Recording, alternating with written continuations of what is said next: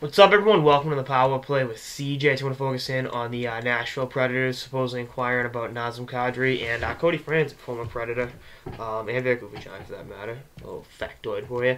As they look to beef up and go down the stretch and try to compete for a spot in the Stanley Cup Final. But I think they've got a good chance to represent the Western Conference in the Stanley Cup Final. And tomorrow night in Anaheim, that's going to be against the Ducks is going to be a huge game from both teams. Those are the two best records, not only in the Western Conference but the NHL. But I don't think Nashville's done making moves, and I've said it a couple times. I think Yager would be a good fit. Honestly, a line of Yager, Mike Fisher, and Colin Wilson would be one of the most hysterical lines of all time for me. Because Yager's obviously Yager, one of the biggest beauties in the history of the game. Colin Wilson, until Eichel came along, was my favorite college hockey player. And then, it's actually Nashville tomorrow, to take that back, the Anaheim game. And then Mike Fisher's married to my girl, Carrie Underwood. So, pretty cool line there. So, I don't know, but that top line with Ribeiro and Neal, and obviously the great rookie Prince Philip Forsberg is playing very well, too. So, looking at Franson's numbers, career, first of all, Nashville trading him away was one of the dumbest moves Dave Poile ever made.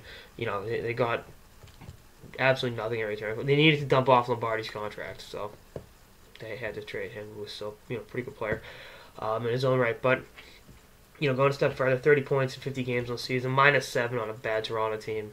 I think he could help that defense out. But again, I think they should have held on him in the first place. Someone tweeted about will they kick the tires on Kessel. I know Dave Poile likes Kessel. Even going back to when he was with the Bruins, I know they tried to swing a deal for him before he ended up in Toronto. That I know for a fact. So that's intriguing. It's worth kind of keeping your head to the grindstone on. But I don't think so. I don't think that's gonna happen. I don't think Toronto's moving Kessel. I mean, because you don't replace a guy like that. It's much as Kessel has his warts in his game, you just don't that. Good luck finding someone that's gonna play as well as he does. That's just my 2 cents on the matter with Phil the Thrill, but. I think Kadri can be had. I think the fact that he's not having a great year on a pretty bad team, and I just don't think that organization ever handled him correctly. Even going back to when he was drafted in 2009, I know Berkey wanted Braden Shen in the worst possible way, so he kind of had to settle for Kadri. And then he was great, that rookie in that preseason. They didn't give him the 8-9 game look. They sent him right back to London to the O. And he dominated juniors, obviously. They brought him up for a game that season, and he proved everything he had to in the AHL. And then I just think it was the fit was never great.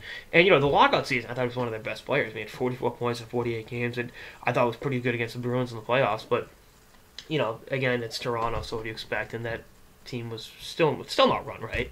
So that's the way you look at it. But it's still a pretty intriguing situation to keep your eye on as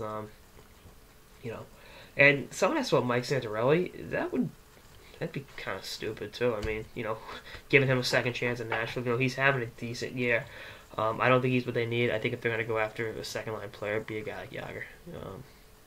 Should be pretty cool for what it's worth. I love Yager. Wherever he plays, I'm a Yager guy. But anyway, that's sort of the Power Play with CJ on Nashville inquiring about Cody Franson and Nazem Kadri. Stay tuned for more episodes throughout the season and beyond. Later, guys.